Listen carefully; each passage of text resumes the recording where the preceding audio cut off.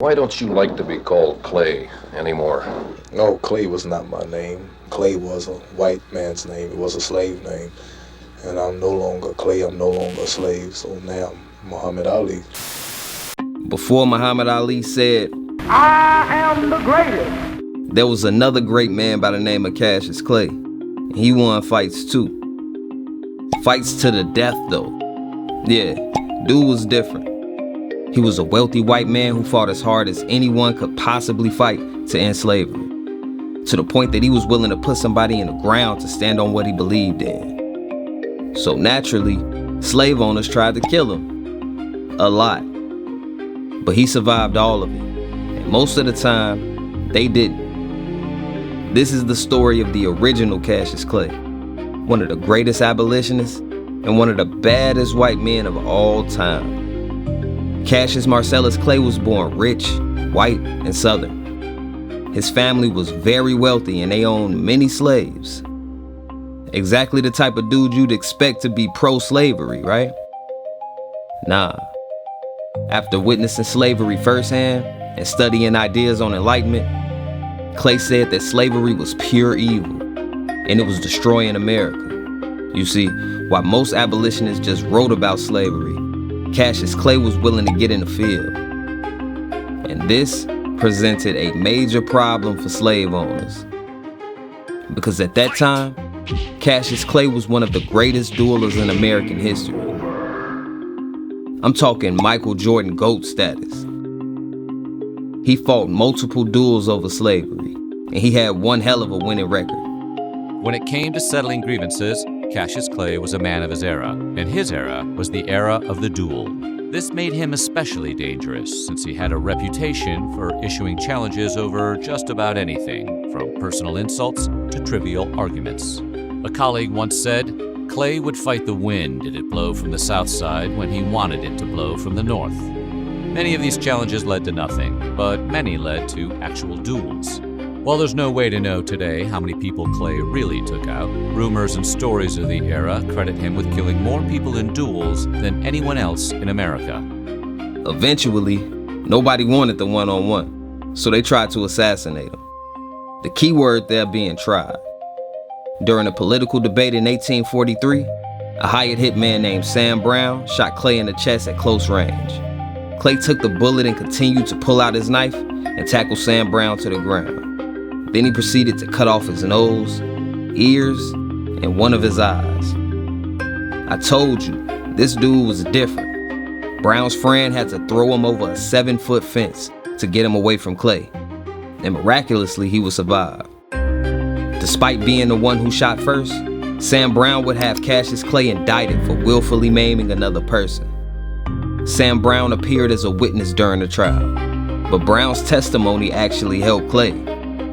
He admitted that his group pre-planned the attack at the hotel earlier that day, and they loaded the pistol in advance to kill Clay before he could respond. Clay's cousin, a statesman named Henry Clay, defended him in court. Henry Clay famously argued that the right of self-defense is a law of nature. The jury acquitted Cassius Clay in under an hour. He wasn't even close to being done yet though. In 1845, Clay did something that was almost unheard of in the South.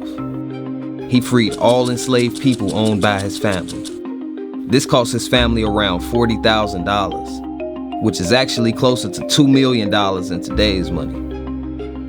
The newly freed slaves that chose to stay at Clay's Whitehall estate were given jobs and paid as employees. Needless to say that his family, and the entire state of Kentucky for that matter, was pissed. It was one of the earliest mass emancipations by a Southern slaveholder, and he already had a target on his back before that. So by this point, he was at the top of every slave owner's hit list. But I hope you don't think he was worried. Clay also started his anti-slavery newspaper called The True American around this time. Expecting violence from the pro-slavery community, he had the office built like a small fortress. He installed armored doors and placed 2 cannons by the entrance, which had a small, narrow hallway that was only wide enough to fit 1 man at a time. He also rigged a powder keg in a basement that could be detonated from outside to blow up the building if it was ever taken over. At one point, a pro-slavery mob surrounded his office. Clay stood inside, armed top to bottom like Goro from Mortal Kombat, daring them to take a step inside. And they didn't. The mob waited until Clay was stuck at home, bedridden with a fever and unable to defend the building before they would come and dismantle his printing press. Because they were a bunch of pussies. Cassius Clay wasn't worried though.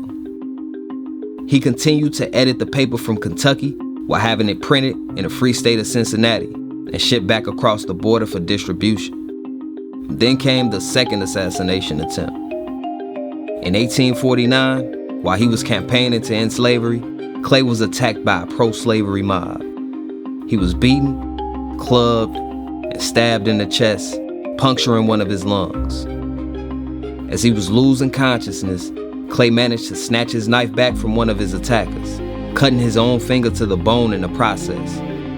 But once he got it, he fatally stabbed one of the attackers named Cyrus Turner in the abdomen, while the rest ran away. Clay would survive after months of recovery. By the time the Civil War started, Cassius Clay became a key ally of Abraham Lincoln. Lincoln brought him into his inner circle and appointed him U.S. Minister to Russia, where Clay helped to keep foreign nations from supporting the Confederacy. Clay was one of the men who eventually pushed Lincoln towards emancipation, telling him that the war could only be won by ending slavery itself. And Lincoln listened. Clay also donated land and his own money to help fund a school that would later be known as Berea College, which was one of the first colleges open to people of all races, and the tuition was free for all students. Berea College still stands today, and yes, the tuition is still free, if you can get in. Clay knew that education was one of the most effective weapons against slavery. Decades later, another Cassius Clay becomes the boxing heavyweight champ of the world. Then he changes his name to Muhammad Ali. He said that Cassius Clay was his slave name. The irony is that the original Cassius Clay spent his whole life trying to destroy slavery. One fought with fists, one preferred knives, but neither one of them ever backed down from a fight, and they both changed history. But that's gonna do it for today's episode. I'm Quality. Make sure y'all like the video and subscribe to the No Lodge, because we will be dropping gems for y'all on a regular basis, alright? Till next time. Peace.